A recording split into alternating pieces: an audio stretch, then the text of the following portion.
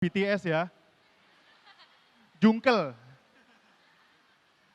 Jadi teman-teman, perkenalkan saya Pepeng dan saya juga dari Gedangan. Saya adalah kondisi after Renaldi kalau sudah 2 tahun lewat Gedangan ya. Dulu kulit saya putih, rambut saya gondrong saya kayak Renaldi. Sekarang kulit saya hitam, rambut saya udah harus direboisasi ini ya. Menipis. Tapi sebelum saya mulai, saya mau menyapa teman-teman UNER dulu, boleh? UNER! UNER! Universitas Airlangga! Tepuk tangan buat kalian semua. Saya sangat ngefans dengan UNER. Saya kepingin dulu mau jadi mahasiswa UNER. Cuma saya waktu mau daftar, disenggol motor saya masuk ke kampus teknik sebelah. Saya nggak perlu nyebut nama ya, kalian pasti tahu. Kenapa? Di kampus teknik itu romantisasi kehidupan saya hancur teman-teman. Kalau di UNER kalian enak, ketemu sama cewek papasan kesenggol, des, tasnya cewek jatuh lipstik, cermin, sisir. Kalau di kampus teknik saya senggolan, des, yang jatuh rantai kapal, busi motor, Tugu Surabaya ikut jatuh. Dan juga teman-teman semuanya yang di UNER enak, cowok cewek kalau di masjid mau sholat, bisa main batal-batalan wudhu. Cowok lagi wudhu, cewek megang batal. Bisa, lucu, romantis. Di kampus teknik saya laki-laki semua. Mau batal-batalan wudhu, batal, lanang. Podo lanangnya.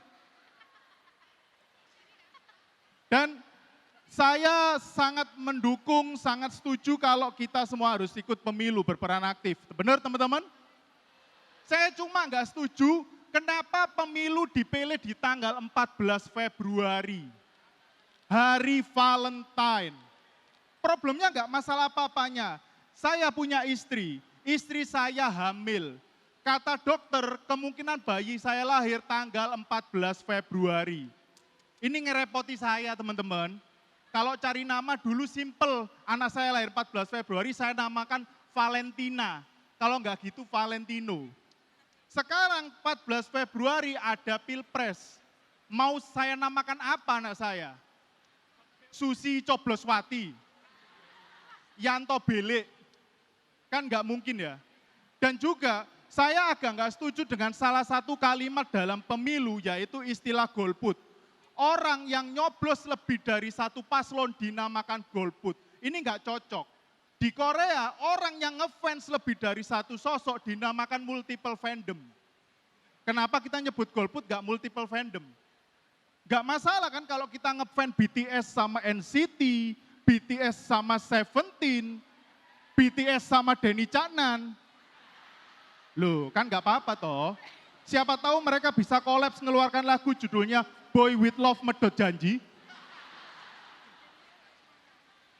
Dan kenapa saya sangat selalu menyemangati teman-teman untuk ikut pemilu? Karena gini teman-teman, berdasarkan data dan fakta, pemilu 2019 itu menghabiskan anggaran 25 triliun.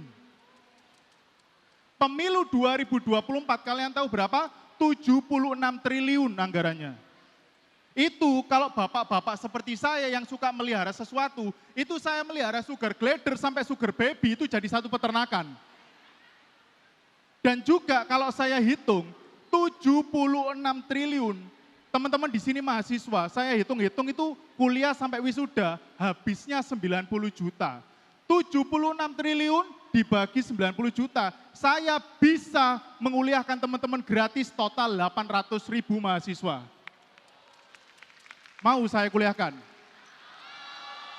Masalahnya aku nggak nyapres ya.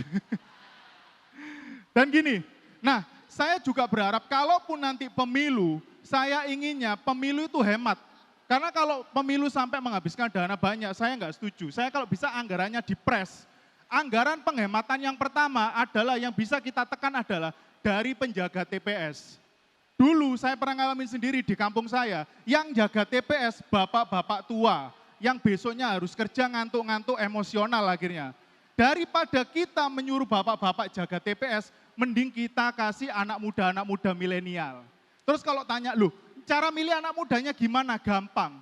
Pilih saja dari IG, bio, dan Twitternya yang tulisannya makhluk nokturnal, insomniak, owl. Nah itu adalah para pemuda yang biasa begadang gabut. Kita suruh jaga TPS. Biayanya nggak perlu mahal-mahal. Kasih aja Spotify Premium playlist Sal Priadi sama Pamungkas. Pasti anteng gitu. Dan penghematan yang kedua yang bisa kita lakukan adalah jangan pakai kertas pemilu yang masih baru. Pakai aja kertas bekas. Surat kabar, surat kenangan bersama mantan, surat cinta untuk Starla, bebas. Tapi kalau bisa kertas pemilunya jangan pakai surat kabar atau koran. Kenapa? Saya takutnya bekas koran itu ada beritanya. Orang lama di bilik itu nggak nyoblos, malah baca berita. Enak-enak baca ada tulisan bersambung ke bilik sebelah lah, malah nyontek akhirnya. Dan yang terakhir, penghematan yang bisa kita lakukan untuk pemilu 2024 adalah dari kotak suara. Jangan pakai kotak suara baru, jangan pakai kotak baja besi, pakai kotak amal masjid. Karena selain hemat, sudah ada yang jaga, ada marbot, ada remas orang-orang masjid.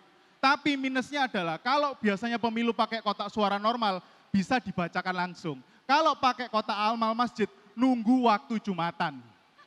Jadi Khotib mengumumkan, iya hasil pemilihan suara hari ini, 100 suara sah, 30 tidak sah, sisanya diwakilkan hamba Allah. Sekian saya Bepeng, terima kasih.